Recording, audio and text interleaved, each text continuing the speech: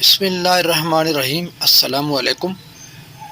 نبی اکرم صلی اللہ علیہ وسلم کے ارشادات کی عظمت کا اندازہ لگانا ممکن نہیں ہے۔ جیسے تمام انسانوں کے سردار حضرت صلی اللہ علیہ وسلم ہیں، ایسے ہی کلام الہی کے بعد آپ کا کلام سب سے افضل ہے۔ ہمارے اس چینل کا مقصد احادیث مقدسہ کی تشہیر ہے۔ آپ اسے سبسکرائب بھی کیجیے اور ان احادیث کو آگے شیئر بھی کیجیے۔ جزاکم اللہ تعالی۔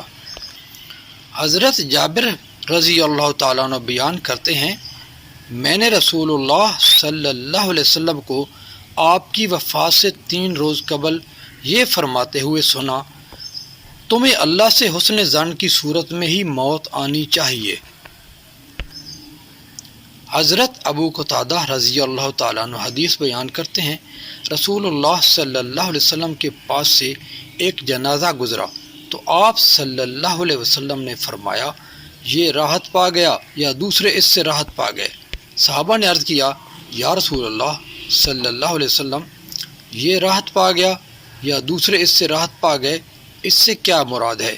تو آپ صلی اللہ علیہ وسلم نے ارشاد فرمایا، بندہ مومن دنیا کی مشکلات اور تکلیفوں سے راحت پا کر اللہ کی رحمت کی طرف جاتا ہے، جبکہ فاجر شخص سے عباد و بلاد اور درخت و حیوانات راحت پا جاتے ہیں۔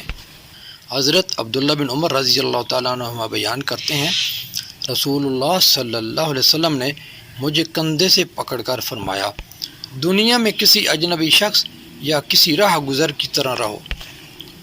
اور ابن عمر رضی اللہ تعالیٰ عنہما فرمایا کرتے تھے، جب شام ہو جائے تو صبح کا انتظار نہ کرو، اور جب صبح ہو جائے تو پھر شام کا انتظار نہ کرو، اور صحت میں اپنی بیماری کے لیے اور اپنی حیات سے اپنی موت کے لیے توشہ حاصل کرو۔